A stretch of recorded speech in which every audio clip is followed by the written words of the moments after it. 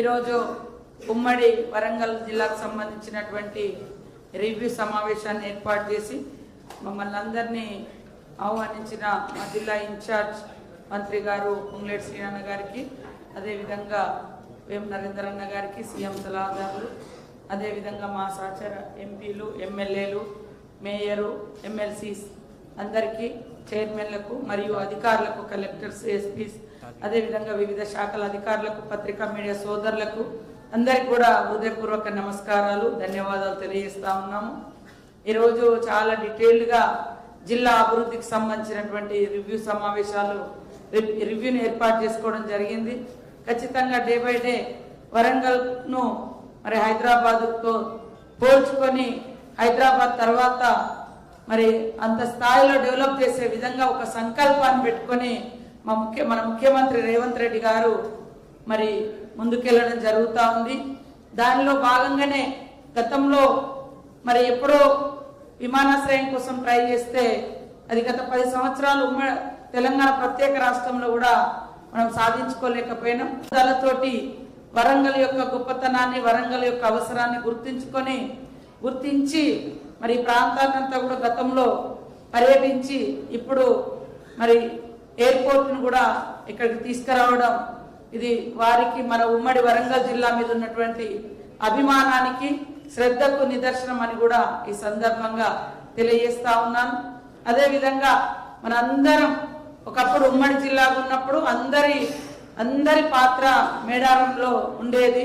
కాబట్టి ఇప్పుడు కూడా అధికారులు అందరూ, అదేవిధంగా మీడియా సోదరులు, మరి ఓరుగల్లు పోరుగల్లు తర్వాత అని ఎట్లయితే కాకతీయుల కాలం అంటామో సేమ్ ఈక్వల్గా అదే టైంలో సమ్మక్క సారలమ్మ కాలం కూడా నడిచింది. సో వాళ్ళు ఈరోజు మా ఇంటి ఇలవేల్పులే కాకుండా, ఆదివాసులకే కాకుండా మరి గిరిజనేతరులకు కూడా కోట్లాది మంది గుండెల్లో కొలువు తీరినటువంటి దేవతలు, కొంగు బంగారం లాగా కోరుకున్న కోరికలు తీరుతున్నాయి. కాబట్టే కులము, మతము, ప్రాంతము అని తేడా లేకుండా పెద్ద ఎత్తున భక్తులు వస్తూ ఉన్నారు. ఆ భక్తుల వచ్చేటువంటి సౌకర్యార్థం దాదాపుగా 6 నెలల క్రితమే మన ప్రభుత్వం 100 కోట్లను రిలీజ్ చేయడం జరిగింది.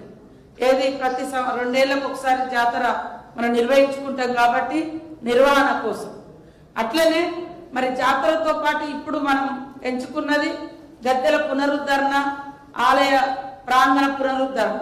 సో ఈ పనులు కూడా ఇప్పుడే ఉండడంతో వాటికి కూడా ప్రత్యేకంగా నిధులు ఇచ్చి ముఖ్యమంత్రి గారు ప్రత్యేకంగా ఇక్కడికి వచ్చి మరి మాస్టర్ ప్లాన్ ఓపెన్ చేసి మళ్ళీ తర్వాత ఎప్పటికప్పుడు హైదరాబాద్ నుంచి కూడా వారు మానిటరింగ్ చేయడం, మరి గుడి నిర్మాణానికి సంబంధించినటువంటి యుద్ధ ప్రాతిపదికన పనులు చేపట్టడానికి మా ఇన్ఛార్జ్ మినిస్టర్ సీనన్న గారికి కూడా బాధ్యతలు ఇవ్వడం, వారు కూడా చకచక వారి బాధ్యతలన్నీ కూడా నిర్వర్తిస్తూ జాతరను విజయవంతం చేయడం కోసం కృషి చేస్తున్నందుకు పొంగులేటి శ్రీనివాస్ రెడ్డి అన్న గారికి, అదేవిధంగా మా సోదరి మరి ఎండోమెంట్ మినిస్టర్ సురేఖక్క గారికి, మా ట్రైబల్ మినిస్టర్ అడ్లూరు లక్ష్మణ్ గారికి, మాకు సహకరిస్తున్న సహచర ఎమ్మెల్యేలు, అధికారులు, ఎమ్మెల్సీలు, ఎంపీలు, ఇతర ప్రజాప్రతినిధులు, మా పత్రికా మీడియా సోదరులందరికీ కూడా మరి 18వ తారీఖు నాడు మరి నూతనంగా ఏదైతే నిర్మాణం చేపట్టినమో ఆ యొక్క ప్రాంగణము పునరుద్ధరణ ఓపెనింగ్ కార్యక్రమానికి 18వ నాడు సాయంత్రం ముఖ్యమంత్రి గారు వస్తున్నారు. అక్కడే బస చేస్తారు మేడారంలో. కాబట్టి మిమ్మల్ని మన ప్రజలందరినీ కూడా ఆహ్వానిస్తూ ఉన్నాం. అదేవిధంగా 19వ తారీఖు నాడు ఉదయమే మరి 7-8 గంటల మధ్యనే ముహూర్తానికి మరి గుడిని కూడా ప్రారంభించడం జరుగుతుంది ముఖ్యమంత్రి గారి చేతుల మీదుగా. అందుకనే రాష్ట్రంలో ఉన్నటువంటి అధికారులకు, ప్రజాప్రతినిధులకు, ప్రజలకు ఈ సందర్భంగా మీడియా ద్వారా తెలియజేస్తా ఉన్నాం. అందరికీ మేడారానికి 18, 19 నాడు ఓపెనింగ్ ఉంది. నూతన గుడి నిర్మాణం ముఖ్యమంత్రి రేవంత్ రెడ్డి గారి చేతుల మీదుగా మరి ప్రారంభోత్సవం ఉంటుంది. నిన్న కూడా చాలా మంది ఎమ్మెల్యేలకు, ఆల్ పార్టీస్ ఫ్లోర్ లీడర్లకు అందరినీ కూడా పర్సనల్గా కలిసి ఆహ్వానించడం జరిగింది. అందరూ మరి రావడానికి సిద్ధంగా ఉన్నందుకు అందరికీ ధన్యవాదాలు.